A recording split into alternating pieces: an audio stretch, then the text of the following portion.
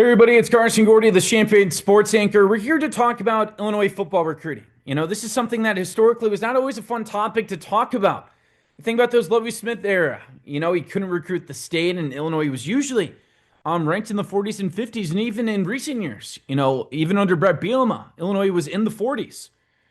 But this year is a lot different. When you win 10 games, when you make a Citrus Bowl, and you send a bunch of kids to the NFL, you got a pretty good sales pitch.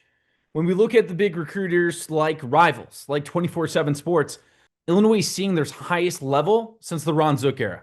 Rivals currently has Illinois ranked 9th in the country. 24/7 Sports has them at 12th. Recently, Illinois actually just did lose a recruit, Jahvari Barnett, to the Alabama Crimson Tide. He decommitted from Illinois. This was a 3-star running back from Florida. So that's a loss. I don't think it's the biggest loss in the world, but it is a loss. But overall, Illinois is still trending in the right direction. Pretty soon, I'm going to be getting to updates about Mack, Sutter, and J.C. Anderson. Those are two 4-star tight ends from the Central Illinois area. Those are two guys where if Brett Bielema can land both, I had a friend joke that Brett Bielema should get a statue built. Those are two guys that can improve the passing offense a lot. And also, that would just be a really good PR win for Illinois if you got two 4-star tight ends. Some top guys that Illinois has signed recently. Pritchard, the offensive lineman from New Jersey, that is a 4-star. Nazir Rankin, that's a 4-star wide receiver from Morgan Park. That's where Ayo Sumu went to school. He's ranked as the second best player in the state of Illinois. Another guy's Cam Thomas. This is a 4-star linebacker from Ohio that actually went to the same high school as Grant Bierman, the freshman linebacker for Illinois right now. Cam's been very popular on social media. He joins a bunch of podcasts and talk about, his commitment to Illinois. Seems like he's got really good energy. We saw one report from Greg Smith that he shut down his commitment. A lot of times in college football, until you sign the letter of intent in December, schools are calling you. Kids might be listening to different schools. Supposedly from the report from Greg Smith, that's over for Cam. Illinois also has another 4-star commit, Michael Clayton from Florida. This is a guy that rejected offers from Auburn, Baylor, and Arkansas, and he decided to sign with this Illinois program. I actually talked to him a little bit when I saw him at the Illinois football camp last week. He likes the direction of the program. He likes the offense and also the vibe. Just the relationships I built with the coaches, Coach Art, Coach Lunny, Coach B. Definitely just the opportunity to come here and play early, and just like the family vibe that I got here. Another cool part, he also got to meet Juice Williams. When Juice Williams led Illinois to the Rose Bowl, Michael Clayton was 1 year old. Heard a lot about him, just like the success that he's had here, and just really that, and just being able to meet him today was really nice. Just being able to see him really passing the torch, you know what I mean? It was nice. And finally, another guy that Illinois picked off was Nick Hakens. This is a 4-star corner from the Belleville, Illinois area. And if you don't know Illinois geography, Belleville is near that St. Louis area. And Nick was telling a reporter from St. Louis, a lot of times, those downstate Illinois kids, sometimes they like to go to Missouri. Nick told the St. Louis reporter maybe that's something that he wants to change in the future, where Illinois becomes the new hotspot for St. Louis. We saw some success in that area when Corey Patterson was position coach for Illinois.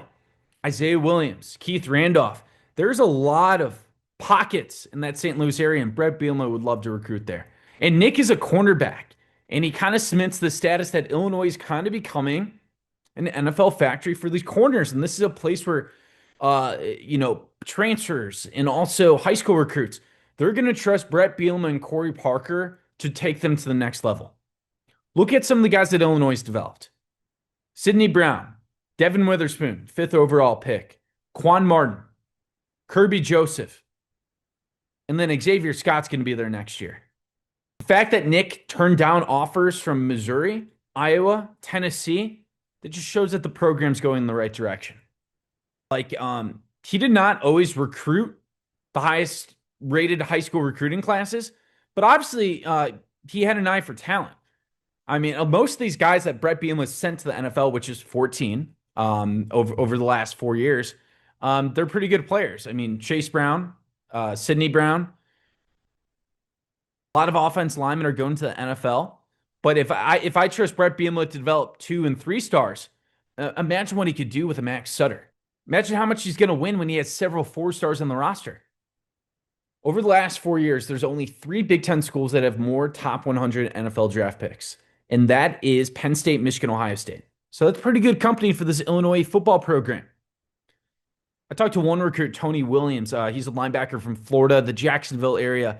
I asked him, like, if is Illinois just viewed better among high school recruits, and he said yes. And I've talked to multiple recruits, and the game that always stands out is that Michigan game last year. Wearing those leather helmets, beating the defending national champions on CBS 21-7. That was a dominating game. That was the kind of victory that elevated the program in recruits' eyes. And now let's get to the new news. Illinois right now, 9th by Rivals, 12th by 24/7 Sports. That's really good. Even if Illinois finished top 20 this year, that's awesome. Because even last year, it was in the 40s. The year before, it was in the 40s. Lovie Smith would be in the 50s, and sometimes I think it even got to the 60s. But two guys can cement this recruiting class, and it's Mack Sutter and J.C. Anderson. Let's talk about Mack Sutter. He's a four-star tight end that's 6'5". He is a legitimate pass-catching threat, and Brett Bielema actually watched one of his high school basketball games in January, and he had pretty high praise. 2026 in the state of Illinois is actually loaded, but also downstate. Yeah, I was in a basketball game last night that, I watched a young man play that I because of what I know and what I've seen, this kid will not only be a player in college, he'll play in the NFL. Sutter is down to 4 schools, and he's going to make his decision on Thursday, June 26. It's down to Ohio State, Ole Miss, Alabama, and the University of Illinois. Third-rated tight end in the country actually just visited Alabama over the weekend. And, if you read a Rivals report or you just kind of hear the buzz, sometimes it does seem like the Crimson Tide is the front runner. But I think Illinois is throwing everything they can at Mack Sutter and is making this a very, very competitive recruitment. One thing they're doing is, they're playing up to the home state vibes. They offered his younger brother, Bo, a class of 2028 linebacker, a scholarship, his very first one. I asked Mack what it was like to see his brother get that. That was hyped. We were all in the final meeting with Coach Bielema. We were all in his office talking, and then when he told that, my whole family was pumped, and Bo especially just gave him the biggest hug I've ever seen. It was really cool and memorable. Another thing about Mack is that he actually has family ties to the University of Illinois. His grandfather played for the University of Illinois in 1950. His dad was a linebacker at Northwestern. He was a 2-time MVP of that team, co-Big Ten Freshman of the Year, and played in the NFL for 5 years. And he's got really good options. Like, you're looking at the University of Alabama. I know Nick Saban's gone, but Kalen DeBoer is the new head coach. And last year they only go 9-4, but that was his first year. He did a really good job at Washington, leading them to the national championship in 2023. And historically, DeBoer always has really good offenses.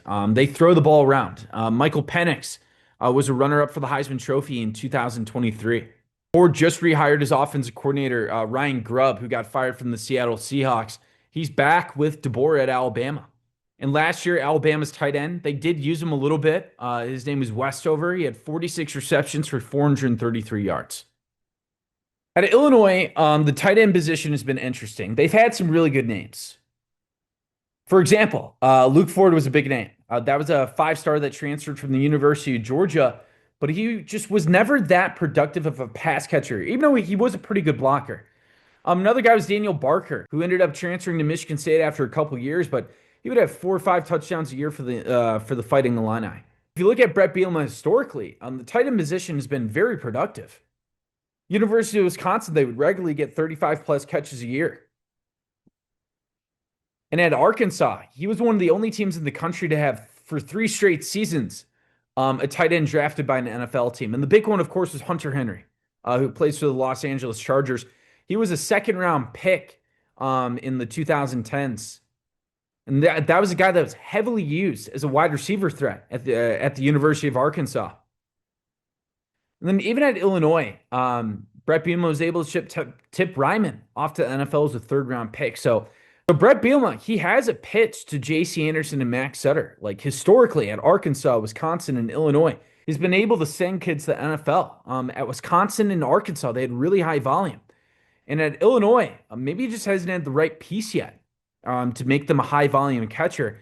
You would assume if Mack or JC came to the University of Illinois, they would get plenty of touches. The other player is JC Anderson. He's a Mount Zion product. And for around a year, he's been considered a serious recruiting target for the University of Illinois. Definitely longer than Mack, just by a little bit. JC and Mack have actually talked about what it would be like playing with each other. Oh, yeah, JC and I definitely have. We always talk about that because, we've grown up playing sports against each other and with each other, so that's kind of all we talk about. It'd be cool if we went to the same place and balled out together. We definitely have talked about that, just like if the stars align, obviously we would love to play together. I think that'd be really cool just because we both complement each other's games pretty well, just the type of tight ends we are, so. JC, he's going to make a decision on July 1st. It's actually his mother's birthday from what we hear. He's going to pick it at Mount Zion High School at 11 a.m. on July 1st. One of his former teammates, Braden Trimble, actually plays on the University of Illinois. He's the new 4-star freshman wide receiver that the staff has just adored and loved over the course of the spring practice. From work ethic to speed, I think Braden Trimble could get a little bit of playing time as a freshman, and definitely as a sophomore, junior, when Beatty's gone and Dixon's gone. I think Braden Trimble is going to be a fan favorite for the University of Illinois. JC's last schools, what he's down to is the University of Ole Miss, Auburn, and Illinois. Those are three really good schools that all have their positive attributes. When you look at Ole Miss, this is a place where Lane Kiffin has turned them into a consistent 8 to 10 win program.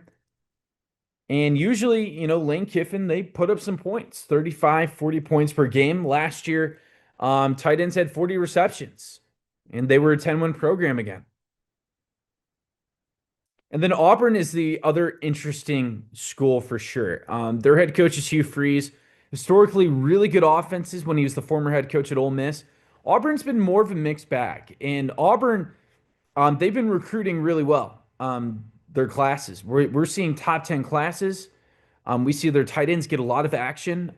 Fairweather, I think was his name, had 40 receptions in back-to-back years.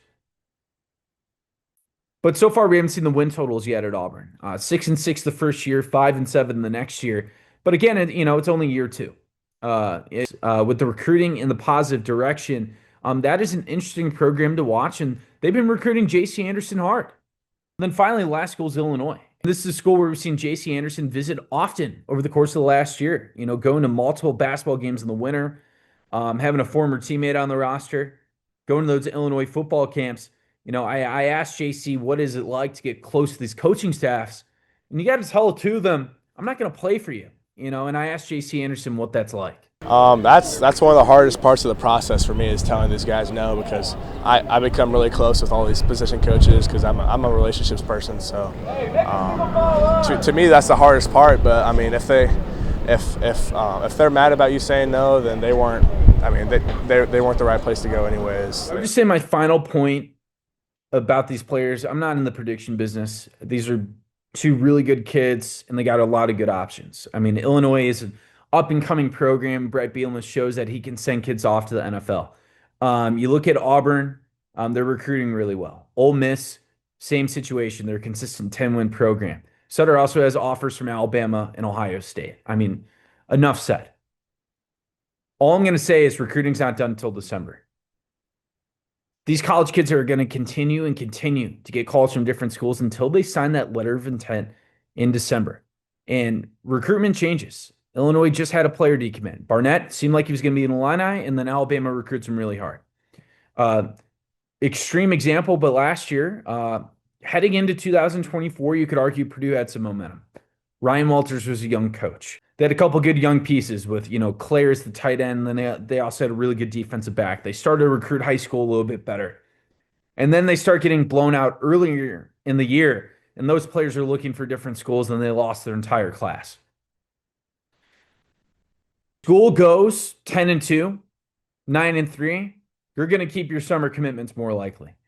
But if you have an off year, and you go 5-7, 4-8, 6-6, those kids might, in general, kids might start looking at different schools. So it's going to be important for Illinois this year to stick the landing, to not have that disappointing 6-6, 5-7 year, which we saw in 2023. Illinois heading into 2023 was a dark horse to win the West Division. coming off an 8-win season and having the top defense in the country. I think Illinois is better suited this year to follow up with a good season. You have several players projected to go in the NFL next year, from Luke Altmaier to J.C. Davis to Gabe Yakus to Xavier Scott. And the first half of the schedule is really difficult.